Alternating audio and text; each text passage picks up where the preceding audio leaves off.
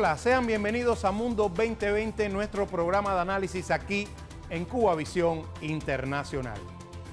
En solo unos días, La Habana acogerá la cumbre del Grupo de los 77 y China, que abordará en sus sesiones los retos actuales del desarrollo y el papel que tienen en ellos la ciencia, la tecnología y la innovación. ¿Qué significado tiene que el G77 y China aborde tan importantes retos? ¿Cómo los afrontarán el sur global y, por supuesto, China? ¿Cuál es la postura del gigante euroasiático? Estas y otras interrogantes trataremos de darles respuesta durante esta emisión, en la cual tenemos el placer de contar con la presencia del prestigioso investigador Antonio Romero Gómez, profesor del Centro de Investigaciones de la Economía Internacional de la Universidad de La Habana. Soy Julio César Mejías. Acompáñenos.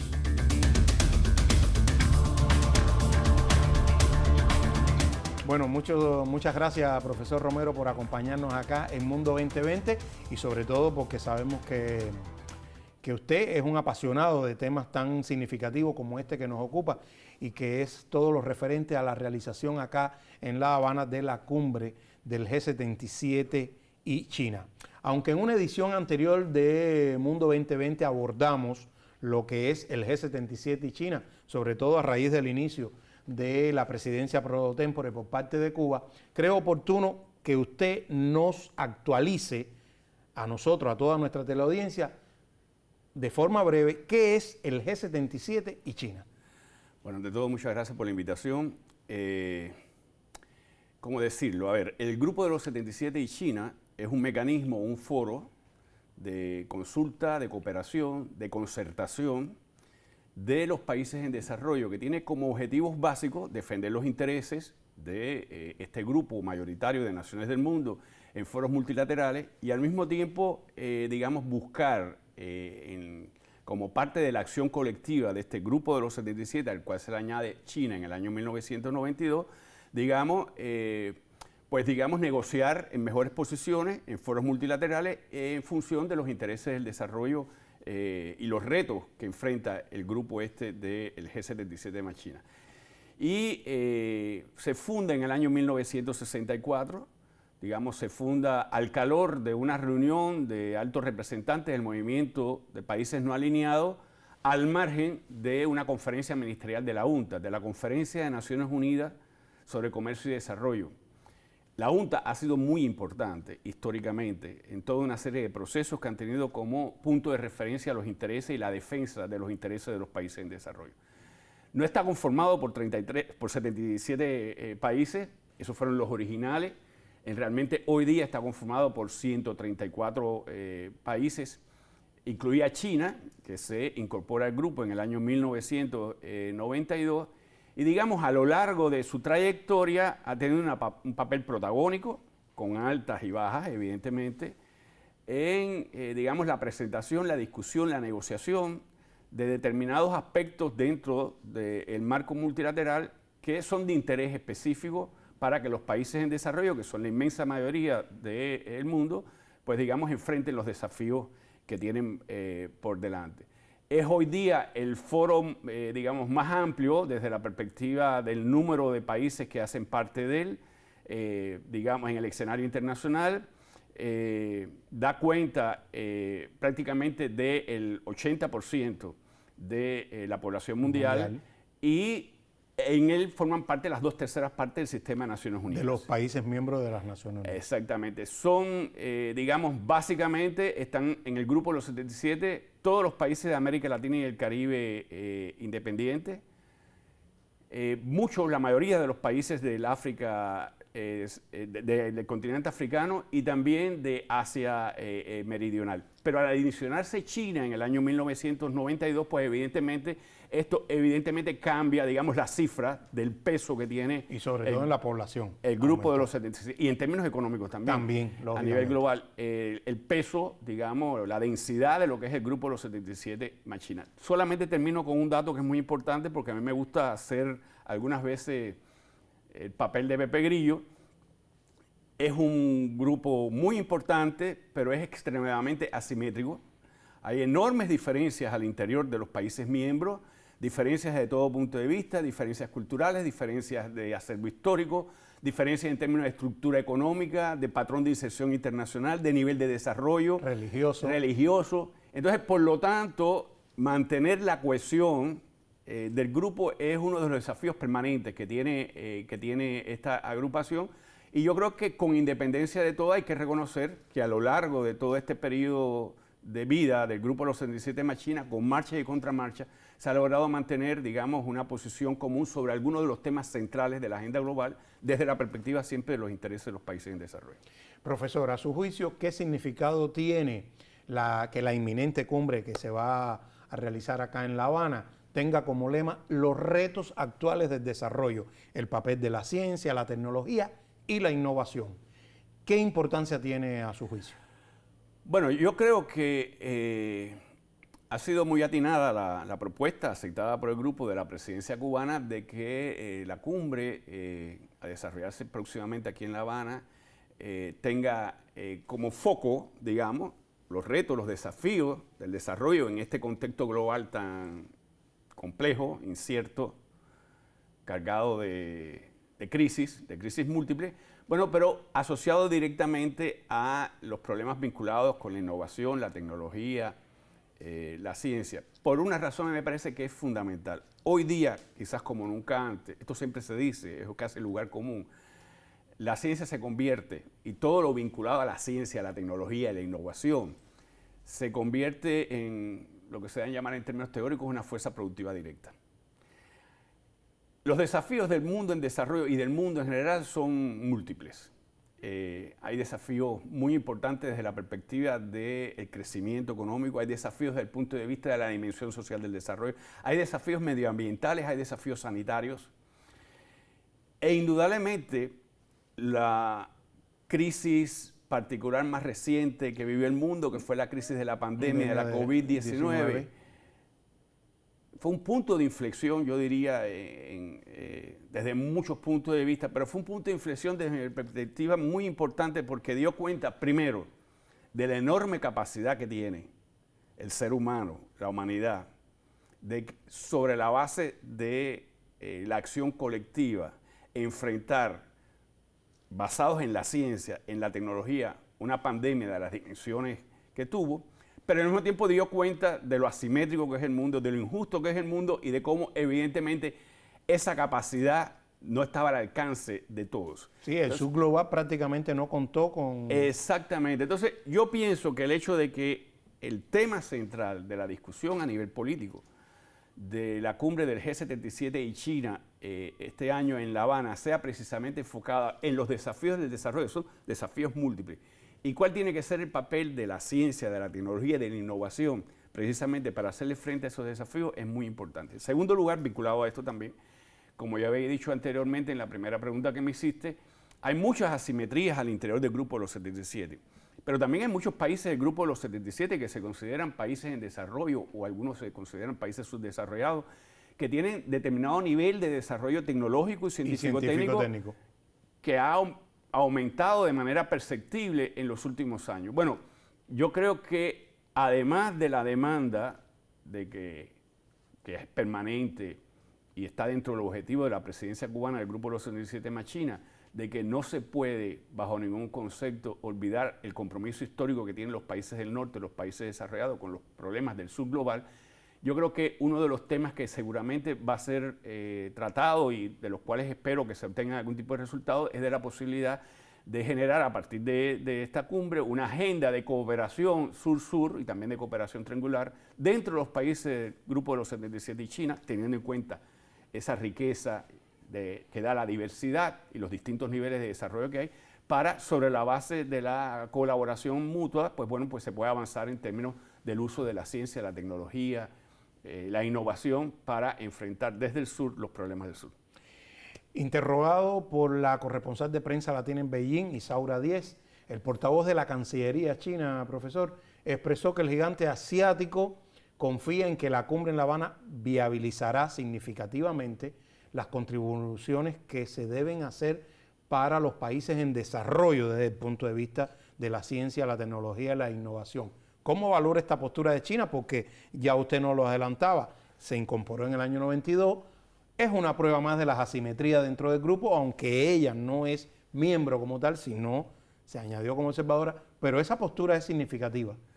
Bueno, yo creo que evidentemente cualquier cosa que haga China en el mundo es significativo, porque estamos hablando, yo siempre digo, hay muchos acrónimos, hay muchos grupos, hay muchos foros, desde G7, está el grupo de los 20, pero el mundo de hoy está regido evidentemente por la contradicción y la relación conflictiva entre Estados Unidos y China. Entonces, yo creo que esa posición del gobierno chino indudablemente es muy halagüeña, diría yo, porque daría cuenta de que evidentemente China, con el potencial que tiene, con la capacidad tecnológica demostrada, con el crecimiento económico, a pesar de dificultades coyunturales que indudablemente hoy día están presentes en la dinámica económica coyuntural de China, pues bueno, es importante por todo lo que puede dar China. Y en segundo lugar también, yo diría, apunta a algo. China se ha constituido, y eso forma parte de su proceso de consolidación como potencia a nivel mundial, China se ha ido constituyendo paulatinamente y de manera creciente una de las más importantes fuentes de cooperación internacional de desarrollo y es, digamos, por decirlo de alguna forma, uno de los pivotes fundamentales de la cooperación sur-sur. Por lo tanto, yo creo que evidentemente es esperable que en este contexto y en este escenario, pues bueno, pues se puedan obtener resultados halagüeños de cooperación al interior del Grupo de los 77 de China con el apoyo decidido de esa gran nación. Bueno, pues la agenda nuestra de hoy todavía no está agotada, por supuesto, pero le propongo irnos a una pausa y en instantes estaremos de vuelta acá en Mundo 2020 en Cuba Visión Internacional.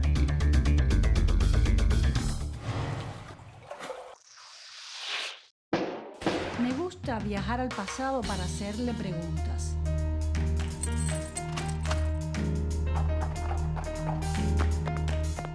Contradicciones que llegaron a convertirse a veces en verdaderas pugnas. ¿Quién podía detener a la mujer?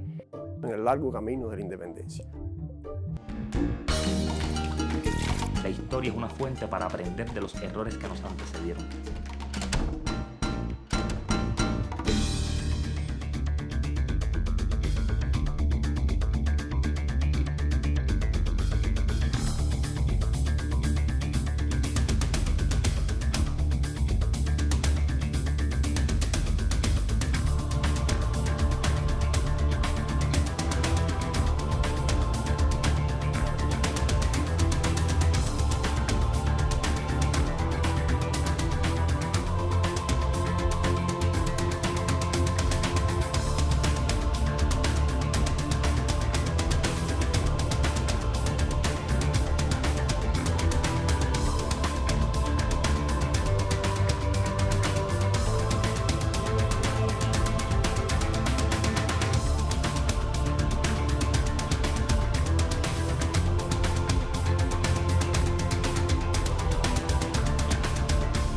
Estamos de vuelta en Mundo 2020.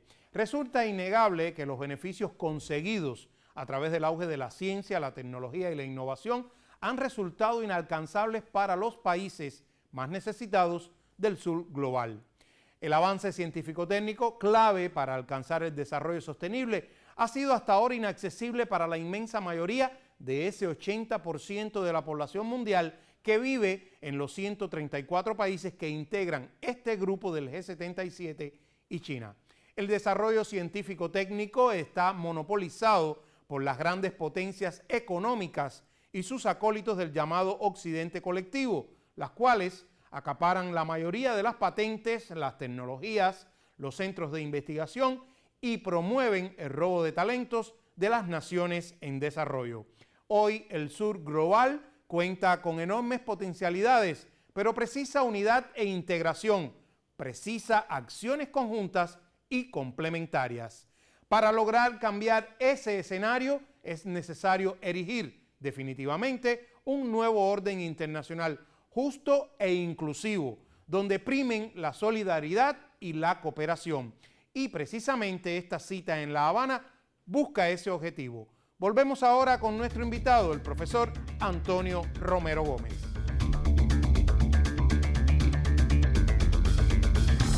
Y estamos de vuelta acá en Mundo 2020 con el profesor Antonio Romero.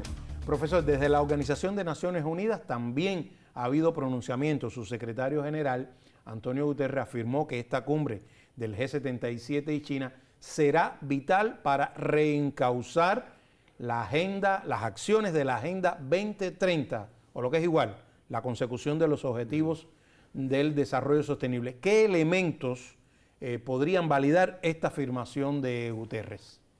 Bueno, yo diría que, en primer lugar, Cuba, al asumir la presidencia del Grupo de los 77 y China, en el discurso oficial de nuestro canciller en Naciones Unidas, reconocía que el objetivo primero de la presidencia de Cuba era precisamente eso, reimpulsar el camino con vista al cumplimiento del Objetivo de Desarrollo Sostenible 2030.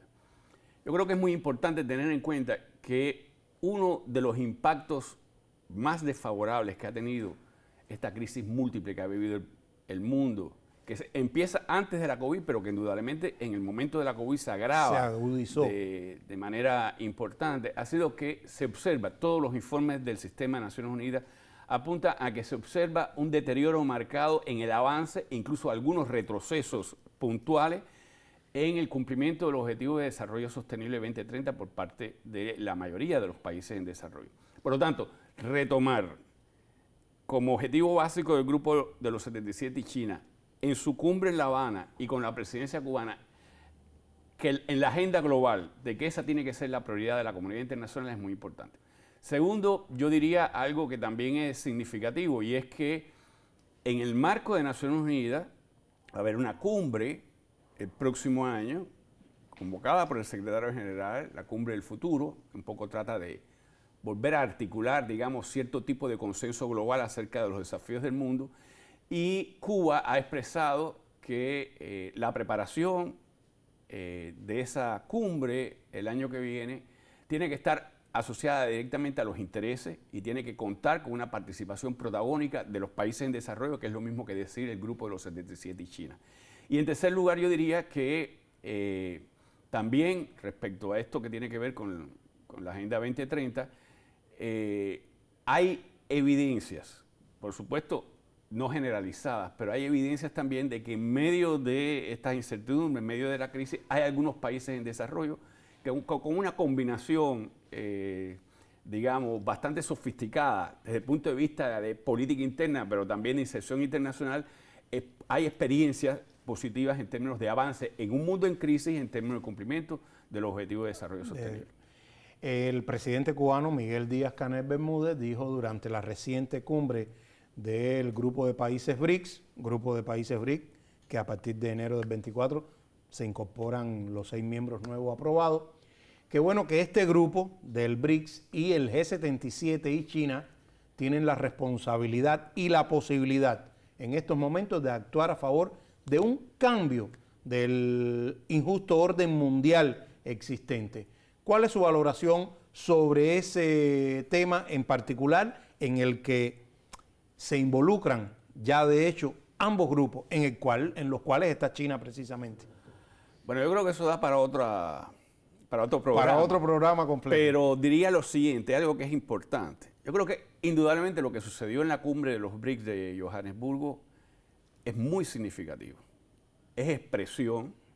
No podemos llenarnos de wishful thinking, de crear que Exacto. todo es automático, pero digamos, lo que sucedió ahí es expresión de una consolidación paulatina de ese grupo, que es un grupo muy importante, que no es un esquema de integración, es un grupo que articula a economías emergentes, grandes, algunas de ellas muy grandes, y algunas potencias como Rusia y China. Y que quiere ser desvirtuado desde Occidente. Y que en última instancia lo que plantean es la reconfiguración del sistema de reglas que, digamos, regulan el sistema multilateral para que dé cuenta de una correlación de fuerzas que ha cambiado dramáticamente de la que emergió después de la Segunda Guerra Mundial.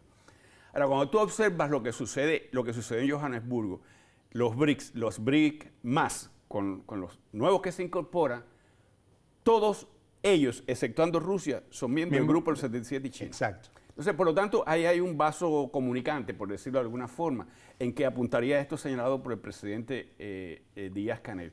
Y yo creo que sí, que en la misma medida en que se fortalezca la cohesión, que sabemos que es muy difícil, el grupo de los 77 más China, y en la misma medida que esa adición de nuevos miembros a los BRICS consolide mucho más ese foro que desde otra perspectiva, pero también busca cambiar las reglas del juego de un orden internacional en crisis, pues yo creo que pudiera considerarse que estamos en los inicios de un parteaguas de lo que pudiera ser una reconsideración de los principales temas de la agenda global para tener una agenda global que sea mucho más inclusiva, más equitativa y que tenga en cuenta los intereses y las necesidades de las mayorías. Y ya de hecho, antes del cierre, que esté Rusia, que no es miembro del G77 y China, y que es una potencia, ¿no cree que también se le está dando un golpe contra ese orden injusto que Occidente ha impuesto por décadas? Yo creo que sí, que Rusia es un país importante. De todas formas hay diferencias.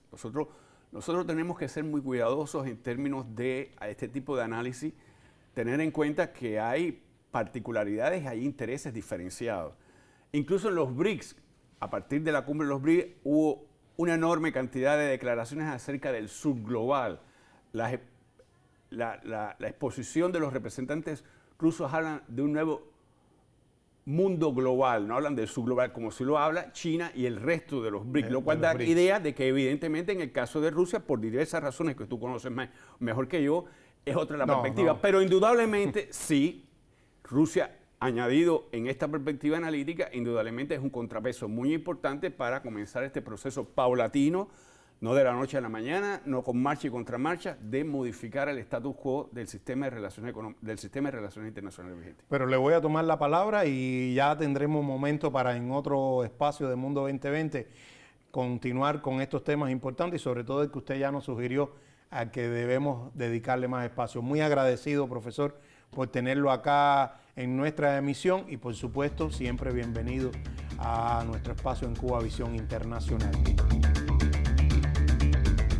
Si bien el tema central de esta venidera cumbre del G77 y China lo es el papel de la ciencia, la tecnología y la innovación como premisa para el desarrollo, la cita constituirá además el momento clave en el fortalecimiento de las relaciones, la cooperación y la solidaridad entre los países del sur global.